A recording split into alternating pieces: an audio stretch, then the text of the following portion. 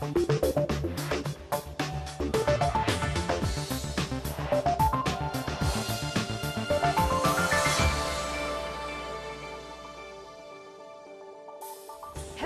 Happy New Year and welcome to the programme. I'm Nima Abuwarte. This week we're taking a look back at the biggest story to come out of this region in 2010, the fallout from Dubai's debt crisis and how it's been trying to build itself back up as a place for investors to put their money once again. So how has Dubai and the United Arab Emirates fared? Now, 4 months after Dubai World asked for a 6-month standstill on its debt repayments, it announced its plans for restructuring. Up until then, there had been rumours that creditors might have to accept a haircut or less money than they're owed or longer repayment periods. So what was the plan on offer? Ben Thompson took a look. It's been 4 months in the making, but at last news from one of Dubai's biggest companies of just how it plans to restructure more than $20 billion of debt. In November, the firm sent shockwaves around the world when it asked to delay the repayment of that debt. It needed more time, it said, to find the cash. And so today's news couldn't come soon enough. First up, a cash injection from the government to the tune of $9 billion. Much of that will go on its ailing property division, Nakheel, famous for those palm-shaped islands. Then a sigh of relief from creditors, including the banks. They'll get all their money back over the next 5 to 8 years. And another $1.5 billion for Dubai World to restart stalled projects and improve cash flow. Analysts say that's a key sign of the government's confidence in its firms. So much money is being pumped into these companies. The government is showing its faith in these companies as viable companies in the future. That'll have positive knock-on effects with the construction sector, the retail sector, as that money comes into the system. But it'll also have an important effect on confidence, and that in turn will have a knock-on effect on the greater economy. But what about the small investors and property buyers who've been caught up in the crisis? Across Dubai, some of the city's ambitious property developments are on hold, including this one, the Dubai waterfront. The massive man-made island project was to be twice the size of Hong Kong, but it now lies abandoned. And for investors who've already paid out big deposits, there's little sign of whether they'll get that money back. Today's statement gives them the option of moving into a project that has been finished or receiving all their money back. But for investors like Farah, who represents a group of more than 1,500 property buyers, there are still unanswered questions. For me, it's like a light at the end of the tunnel. So at least we have a chance of recovering some of our money back. And especially projects that are not going through, we should be getting our money back for that. It's a great step, but it needs to be followed through. The rules and regulations that keep changing are bringing about uncertainty, and I wish that more clearly defined rules and regulations are put into place. And there's a lot of ambiguity and a lot of questions that don't get answered. And so we need a lot of clarity on those things. Of course, this isn't yet a done deal. It still needs the approval of creditors. But for international banks and investors who still need to do business with Dubai in future, they could find that it's in their best interest to accept. And for local firms and the Dubai government, they could find that it's simply a price worth paying to restore some much needed confidence in this debt-laden emirate.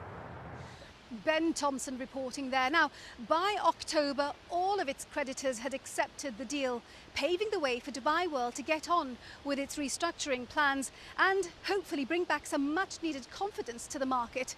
But despite these developments, Dubai's property sector is a shadow of its former self.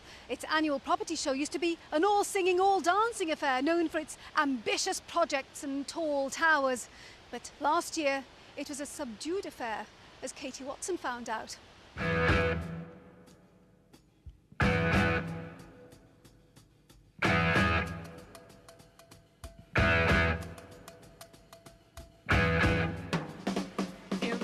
Dubai used to be the place for buying property. Not even glitzy building launches could keep up with the demand from investors around the world. But then came the global recession and Dubai's debt crisis. Building launches like this one are far more rare these days. In among Dubai's crowded skyline, there's not the same buzz on building sites as there used to be. And now the region's biggest real estate exhibition has come to realise the words Dubai and property aren't necessarily a match made in heaven. This year it's not even mentioning the word Dubai. Instead, it's branding itself as a global exhibition. So what should we read into the name change? Dubai's been through a very tumultuous time over the last couple of years. It's experienced some serious declines, but then I think that needs to be put into perspective and context, because you've got other states, for example in Florida, which have dropped at similar percentages. So we needed to focus on what's happening in emerging markets. We needed to tell people that this wasn't just about Dubai, this was a place they could meet emerging market investors and developers and seek opportunities in those markets. 2 years ago, the conference brought Dubai to a standstill. This year, the organisers say Cityscape is about networking and building contacts. It's less about making big deals like in the boom times.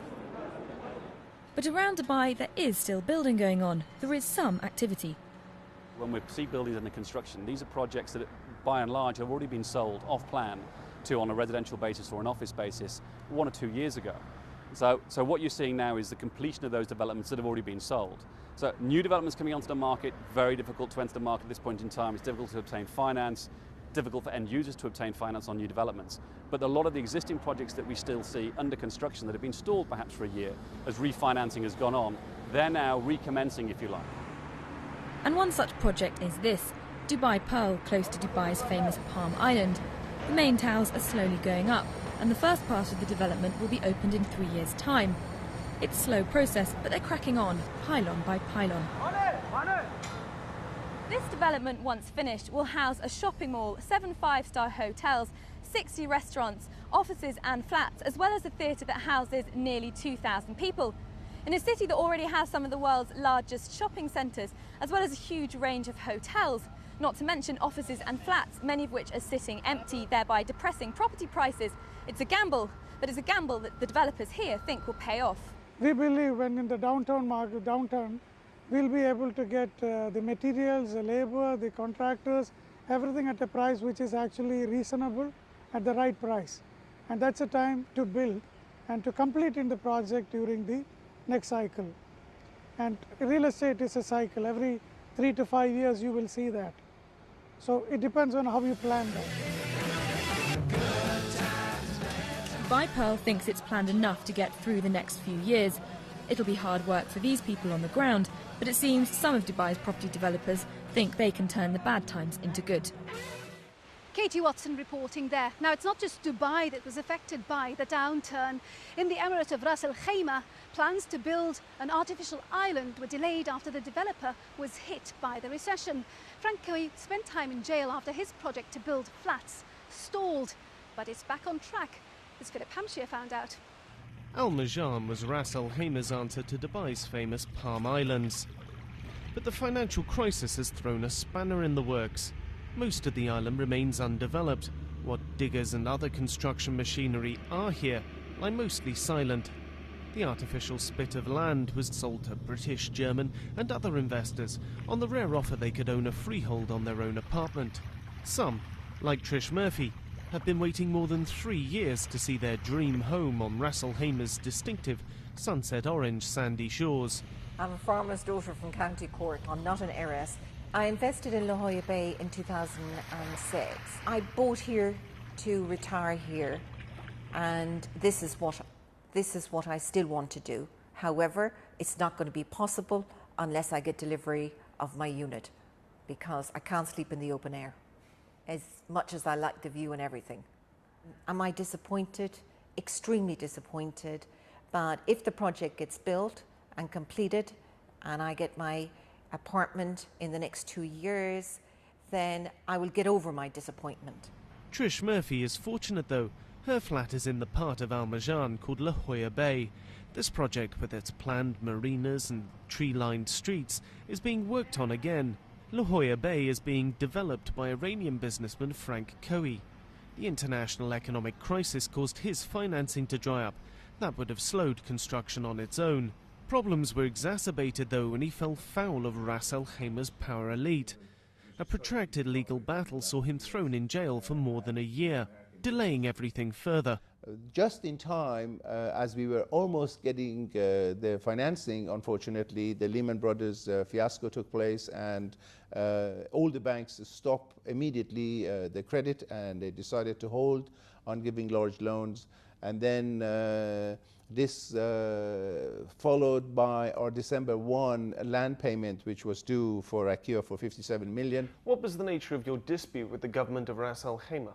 The Czech law, current Czech law in UAE, allows anyone who has a check unpaid from the bank to be sentenced from 1 month to 3 years. Once the economic crisis hit, the administrators in Rakia should have been understanding and should have been accommodating, should have extended our time and support us, which unfortunately they didn't. But you went to jail. This is a criminal matter. So what happened? I was given 3 years, but obviously we appealed and we continued, as I said, gather the evidence that this entire process was illegal because my check was a guarantee check. It was a civil matter, should have not been presented to the court in a criminal package, and we sued back. So there's no point. The thing is past, it's gone, it's settled, we agreed, we shook hands, we forgave each other, and we carry on. But there remain issues. Money is tight. Property prices here continue to slide. Ras Al Khaimah's investment authority, known as Rakia, is responsible for putting in water, electricity and sewage on the island. With so little of the place being developed, there's a question mark over whether it's viable for them to put it all in at this time. Without power and other utilities, homeowners will have to rely on portable generators and septic tanks. It's all a far cry from the modern, furnished flats and seaside esplanades Trish Murphy and the other investors were promised years ago, as she waits, hoping the promises will eventually be fulfilled. Philip Hampshire reporting there. So what does 2011 mean for this region? Join us for a special debate after the break.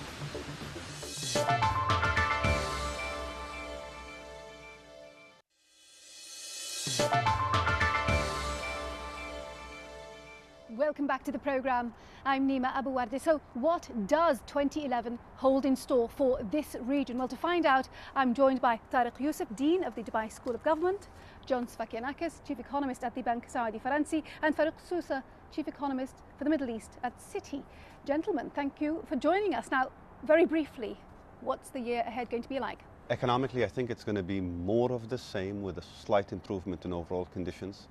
Politically, it's going to be a lot more uncertainty, I think, due to a number of regional questions on security, on Iran, on the Palestinian settlement. And hence, I would approach 2011 with a bit of optimism, but also with a bit of measured trepidation. John? Well, for the region, it depends how oil prices fare. If we have high oil prices, like we have now, the region will do better than 2009, a little bit better than 2010. For sure, though, not as good as 2008 and before that. Well, I can't disagree with anything that's been said. I think that we have to adjust our perspectives. You know, as John said, it's not going to do as well as it did during the boom years, but those boom years are now past us. Those were unrealistic, unsustainable times. We have to be used to more sustainable growth going forward. And so what doesn't look like extremely strong growth, maybe 5%, 6%, is actually quite decent going forward. And that's what I expect to be 2011, depending on the world economy. I think that's the big uncertainty. Let's talk about the reality here on the ground. In Dubai, 0.5% growth is what we have been seeing.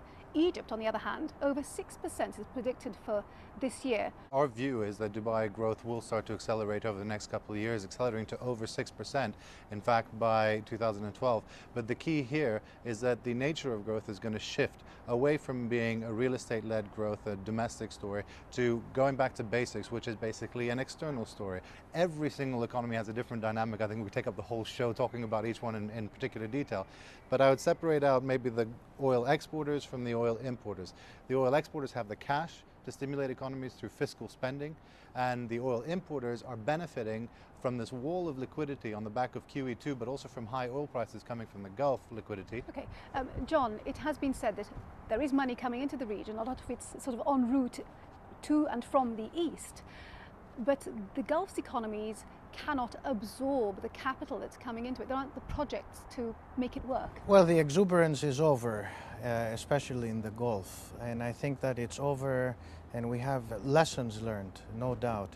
But the exuberance doesn't necessarily mean, and this is the biggest challenge, that we're going to have everything hunky-dory.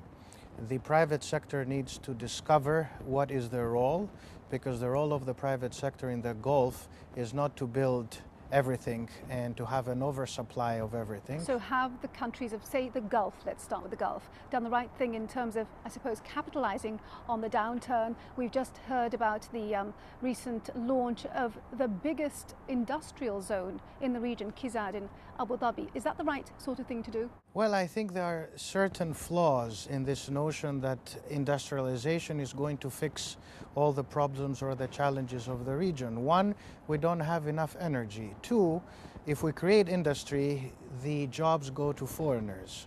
So the trickle down is not happening. Three, even if we have the energy, we don't always have enough of it. And the example of this is Abu Dhabi, the UAE. The only one who has it is Qatar.